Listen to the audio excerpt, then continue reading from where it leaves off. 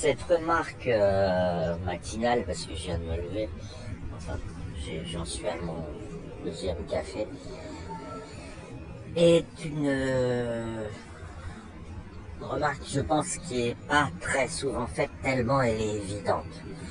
Or, parfois, j'ai l'impression que pour désintoxiquer les gens de l'islam, il faut aussi dire ce qui va sans dire. Alors, l'une des premières erreurs qui ne se voit pas, qu'on signale jamais du Coran, et qui le disqualifie, et qui, c'est assez génial parce que c'est une erreur et c'est une disqualification qui est brandie très souvent par les gens qui le défendent ou qui en parlent, des gens neutres, des islamologues, en particulier des femmes un peu... Alors, je précise que je suis plutôt pour un gouvernement par les femmes, hein, et je suis pour supprimer le droit de vote aux hommes, enfin bref, je l'ai déjà dit ailleurs, mais vous avez des femmes qui ont souvent âgées, souvent plus ou moins diplômées et cultivées, qui ont une façon de présenter le Coran qui est applaudie par les islamistes. J'ai pas compris pourquoi c'est souvent des vidéos de femmes, même si on trouve quelques hommes qui le font. La différence, c'est que souvent les femmes qui en parlent, ce sont des diplômés, des spécialistes du Coran. Donc elles ont une certaine autorité intellectuelle. Et elles propagent effectivement cette disqualification du Coran comme si c'était une force du Coran, donc, et une force de l'islam. Donc je pense qu'il faut le dire. Il faut pas que ça reste sans dire. Pourquoi le Coran se ridiculise quasiment tout au long du texte, et pourquoi l'islam se ridiculise tout au long du texte? C'est parce que le style adopté est un style de chien qui aboie. Ou une espèce de je vais pas dire paysan, en ce moment les agriculteurs manifestent, mais une certaine personne âgée et un peu rudimentaire qui s'exprime. Alors souvent ça a plus un style de caïd de cité, avec je suis le dominateur suprême, vous devez vous prosterner devant moi. Bon, ça je dirais que c'est pas caractéristique de l'âge, de la vieillesse, c'est un style que vous retrouverez chez les caïds, chez les patrons de mafia.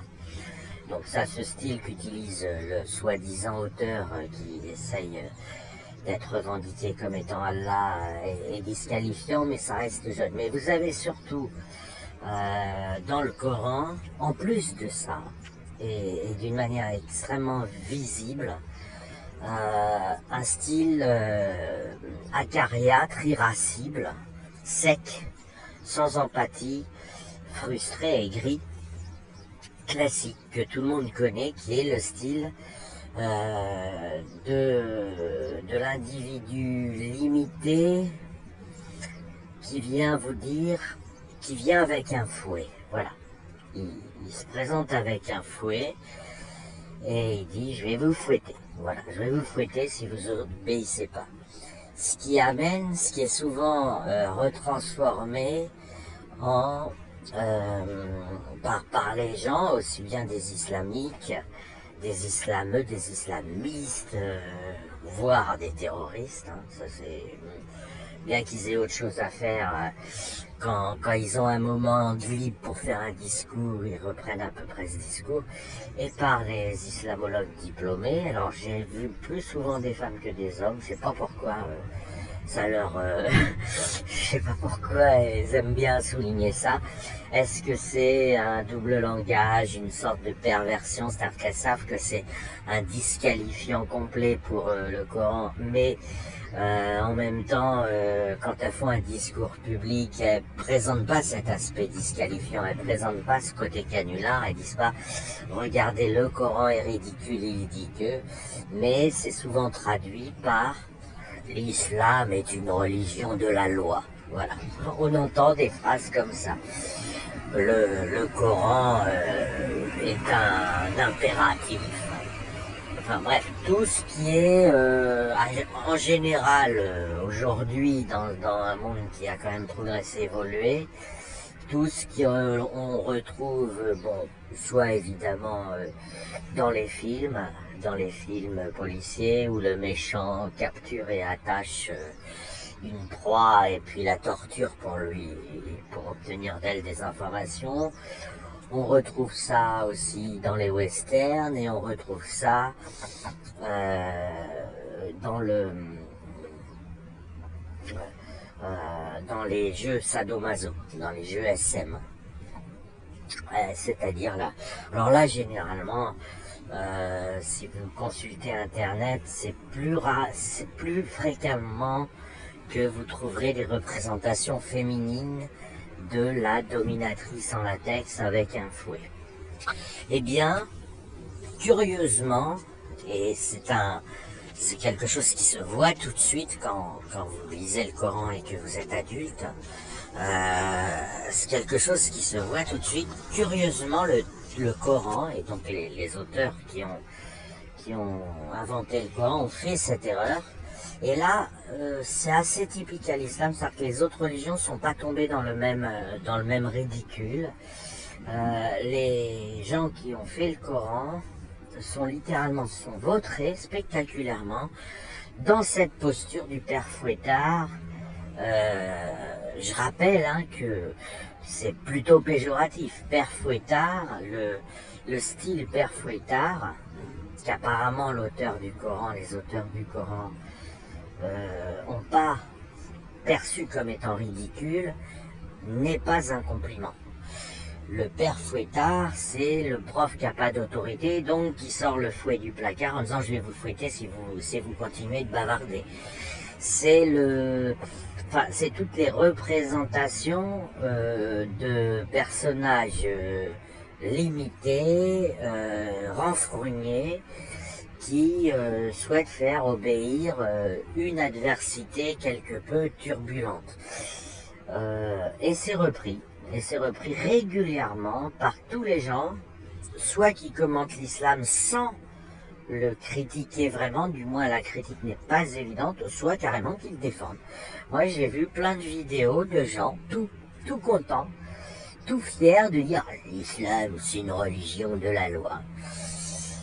Et ça, alors évidemment pour quelqu'un qui est adulte et qui va lire le Coran pour la première fois en entier, enfin en tout cas en bonne partie, pas juste quelques versets, vous voyez tout de suite que ça vient pas de Dieu. Parce que c'est pas une question de contenu, de fond, c'est une question de forme. La forme atteste de l'insuffisance et de l'indigence de l'auteur. Vous verrez jamais un auteur tout puissant, un créateur de tout l'univers et de tout ce qu'il y a qu'on ne connaît pas encore, qui est à l'extérieur de l'univers, de tous les univers qui existent dans toutes les dimensions. Nous on voit qu'une toute petite partie qui est en dimension 4 avec une de temps et 3 de distance, mais vous avez des univers de 70 dimensions avec des personnages extrêmement complexes, bien plus évolués que les petits mammifères en chair que nous sommes. Donc vous avez le créateur de toutes choses, et évidemment il va pas... Dieu peut tout faire, donc il peut se ridiculiser. Il a le droit de se ridiculiser, c'est pas une question de droit, il peut se ridiculiser, il peut tout faire, il n'a aucune limite, il n'y a pas de... Voilà. Mais il n'est pas vraisemblable, je dis pas que c'est impossible, puisque rien n'est impossible à Dieu, mais il n'est pas vraisemblable que Dieu envoie des messagers et se déguise en père fouettard insuffisant et indigent, qui dit attention je vais vous fouetter, tatati tatata. Quelle que soit même la nature des menaces, le style, la forme est disqualifiante. Alors évidemment ça se voit pas chez des gens qui ont eu par exemple des pères autoritaires et qui auraient l'impression un peu de renier une éducation un peu rudimentaire, un peu... Mais ça, c'est pas forcément immédiat. Mais disons que si vous avez une vie normale, équilibrée, que vous allez bien, c'est quelque chose qui se voit tout de suite. Il n'y a pas c'est immédiat, c'est palpable, et c'est dès les premières sourates, hein, dans l'ordre de révélation, la 96, la 68, la 73, sauf erreur de ma part, et qui continue jusqu'à la dernière, la sourate 9. Avec, dans la sourate 9, on a même le comble du ridicule. Ouais, ceux qui font semblant d'être malades pour pas aller à la guerre, je le sais, moi je vois tout. C'est-à-dire, on est vraiment dans voilà. Le mec a peur qu'on mente, quoi. Enfin, et qui dit, oh ouais, je le sais, si vous mentez, je vais le voir. Et puis croyez-moi, vous allez y passer, vous allez sentir la trace et la force de mon fouet. Enfin, voilà. Eh bien ça, c'est un disqualifiant, c'est pas une contradiction au sens formel du terme, mais c'est un disqualifiant extrêmement visible de l'islam qui n'est pas présent, qui n'apprend pas ce style dans les autres religions. Je vous invite à lire la Torah aussi en entier, qui n'est pas très longue non plus, c'est à peu près un peu plus court que le Coran peut-être. Je sais pas, en nombre d'octets, je sais pas, faudrait regarder le fichier parce que j'ai la Torah en PDF et j'ai le Coran en fichier texte, donc c'est pas la même, je peux pas me permettre de comparer les deux. Il faudrait que j'ai la Torah en fichier texte. Mais vous verrez, ça n'a rien à voir, ils sont pas tombés dans ce piège. Voilà. Là, ni la Torah, ni la Bible, ni les évangiles ont été écrits de manière assumée par des témoins humains. Donc, de toute façon, les évangiles ne sont pas la parole de Dieu, pas plus. La Torah, c'est pareil, elle est considérée comme inspirée par Dieu, mais elle n'a pas de...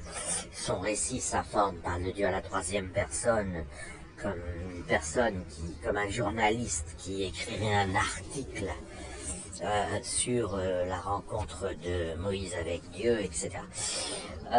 Vous n'avez pas du tout cette erreur, qui est pourtant très très présente dans le Coran. Dans le Coran, quand vous lisez, vous imaginez tout de suite une famille musulmane cliché, avec un père qui va au PMU la journée, qui a un pantalon pas cher, avec une ceinture, et puis son fiston rentre, et puis il dit, quoi, t'as pas fait tes devoirs?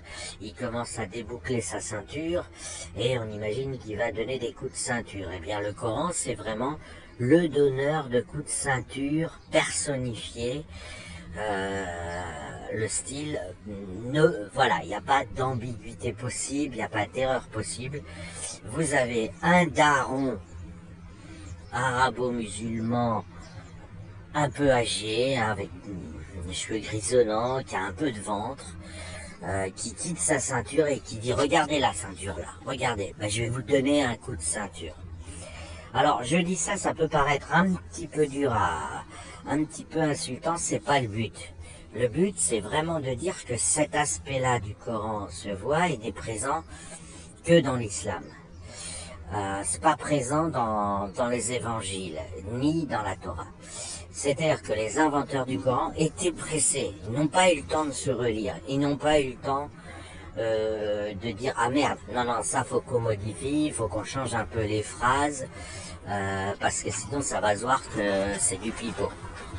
Voilà, donc cette erreur du Coran, il faut lui donner un numéro, c'est mon projet, hein, sur les 914 conneries du Coran, il faut que je les numérote pour qu'ils apportent tous un numéro définitif, mais celle-ci est vraiment à enregistrer parce que ça va de soi, ça va sans dire, et le problème c'est que ça n'est jamais discuté, parce qu'il n'y a pas lieu qu'il y ait une discussion formelle, il n'y a pas besoin, aucun avocat ne peut rejeter ou contester ça.